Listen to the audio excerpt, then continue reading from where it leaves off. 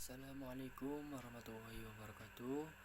Perkenalkan, nama saya Zaki Ibnu Baidillah, NIM 042.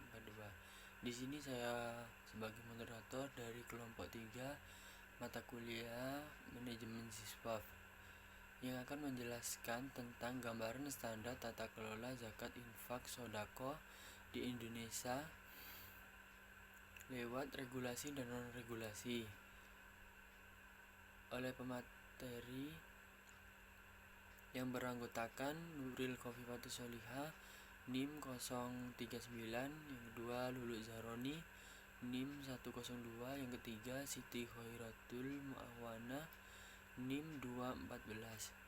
Selanjutnya akan dijelaskan oleh pemateri. Assalamualaikum warahmatullahi wabarakatuh. Perkenalkan, nama saya Zaki Ibnu Baidillah. Di sini saya akan menjelaskan tentang pengelolaan zakat.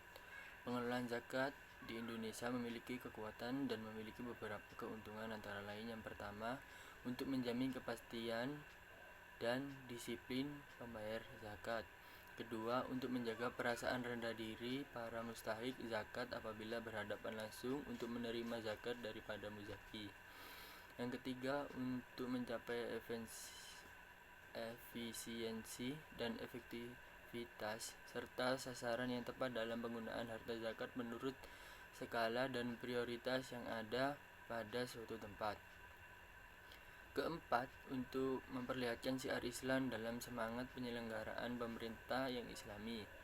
Sebaliknya, jika zakat diserahkan langsung pada muzaki kepada mustahik, meskipun secara hukum syariah adalah sah, akan tetapi di samping akan terabaikan halnya tersebut di atas. Juga hikmah dan fungsi zakat, terutama yang berkaitan dengan kesejahteraan umat, akan sulit diwujudkan. Pengelolaan zakat di Indonesia diatur berdasarkan Undang-Undang Nomor 38 Tahun 1999 tentang pengelolaan zakat dengan keputusan Menteri Agama. Pedoman teknisi pengelolaan zakat, meskipun harus diakui bahwa dalam peraturan-peraturan tersebut masih banyak kekurangan yang sangat mendasar. Misalnya, jika dijatuhkan sanksi bagi muzaki yang melalaikan kewajibannya untuk berzakat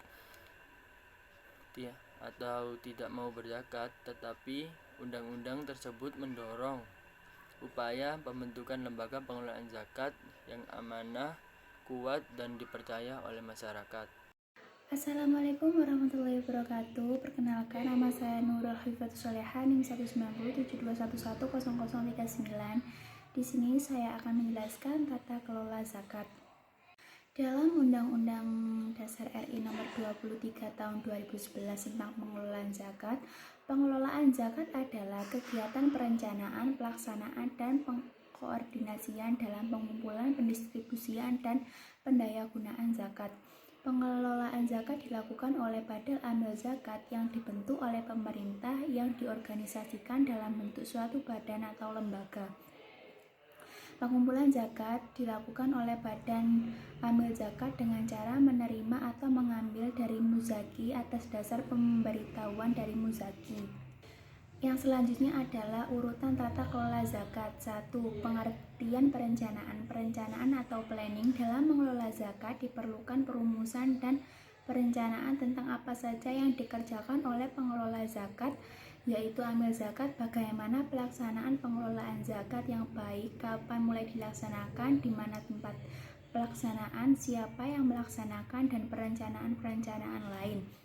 Pengelola zakat atau amil pada suatu badan pengelolaan zakat dapat merencanakan zakat dengan mempertimbangkan hal-hal perencanaan sosialisasi ke masyarakat muslim, perencanaan pengumpulan zakat pada hari-hari yang ditentukan, perencanaan pendayagunaan zakat, dan perencanaan distribusi zakat kepada para mustahik, serta perencanaan pengawasan zakat sehingga bisa diakses dengan baik oleh muzaki, mustahik, dan stakeholders. 2. Perencanaan atau organizing. Dalam pengelolaan zakat, organisasi yang sangat diperlukan. Hal ini terkait dengan koordinasi pemanfaatan sumber daya, manusia dan sumber daya yang telah dikumpulkan oleh lembaga zakat.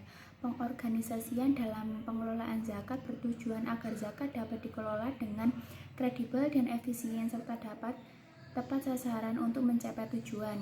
Yang ketiga adalah penggeraan atau actuating.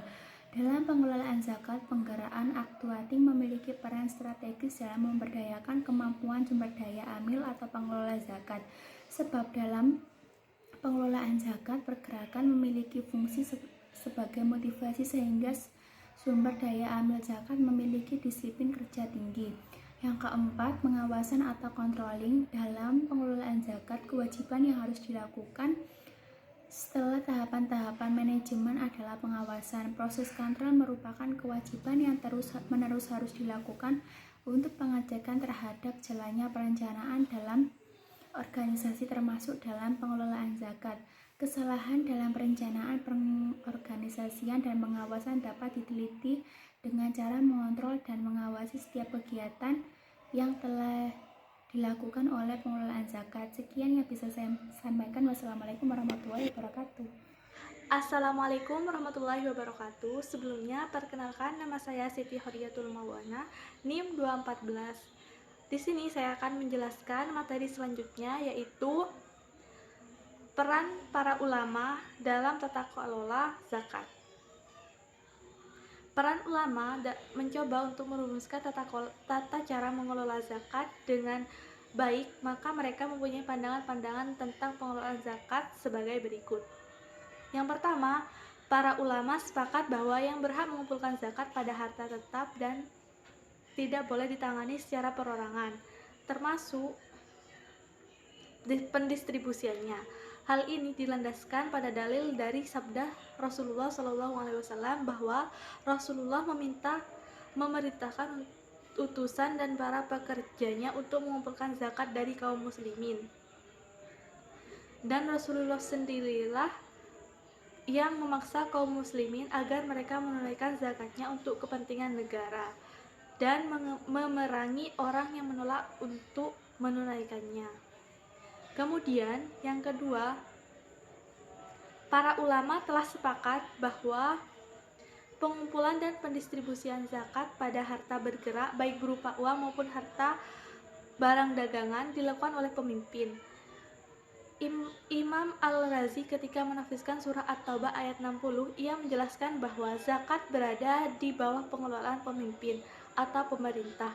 Dalil ini juga menunjukkan bahwasannya Allah menjadikan setiap panitia zakat bagian dari zakat itu sendiri.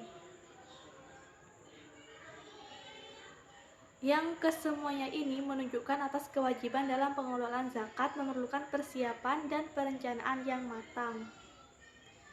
Semua aktivitas dan faktor-faktor terkait dengan aktivitas tersebut mesti terencana, terorganisir, bahkan terkontrol dan dievaluasi tingkat capaiannya. Hal ini diperlukan agar pengelolaan zakat dapat dilakukan secara efektif dan efisien. Dalam konteks pengelolaan zakat, tujuan zakat akan tercapai manakala zakat dikelola secara baik berdasarkan prinsip-prinsip manajemen zakat itu sendiri.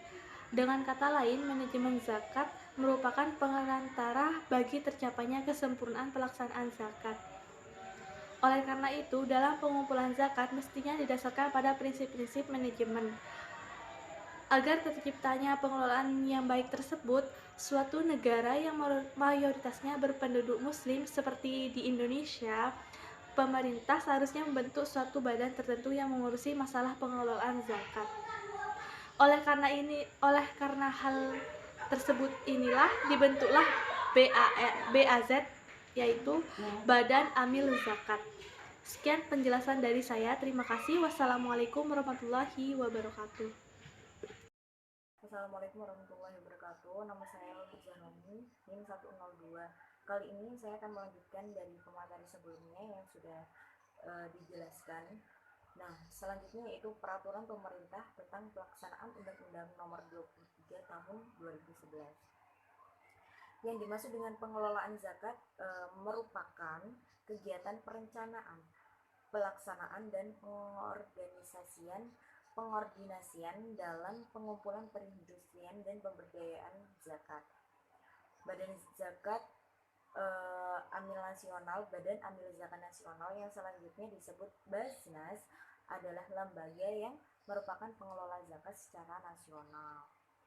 Untuk lembaga amil zakat ini disingkat dengan LAS, yang merupakan lembaga yang dibentuk masyarakat yang memiliki tugas membantu pengumpulan, pendistribusian, dan pendayagunaan zakat. Untuk unit pengumpulan zakat selanjutnya disingkat dengan UPZ, adalah satuan organisasi yang dibentuk oleh Basnas yang membantu untuk pengumpulan zakat.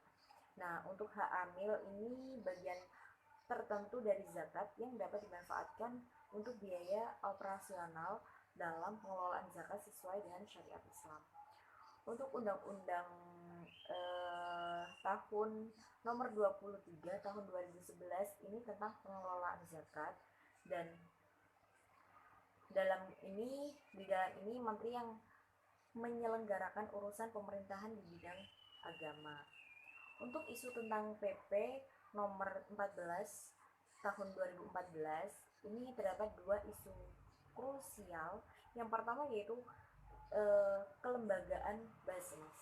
Dalam PP ini ada 3 aspek kunci, yaitu keanggotaan Basnas, struktur dan tata organisasi Basnas, dan kelembagaan Basnas. Kelembagaan Basnas daerah.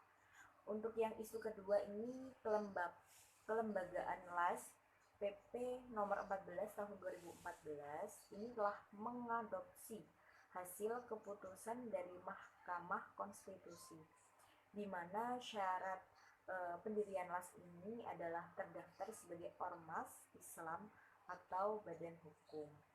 Seperti itu. Sekian presentasi dari kelompok kami. Apabila ada kesalahan kata, mohon dimaafkan dan bisa ditanyakan jika kurang paham. Sekian, wassalamualaikum warahmatullahi wabarakatuh.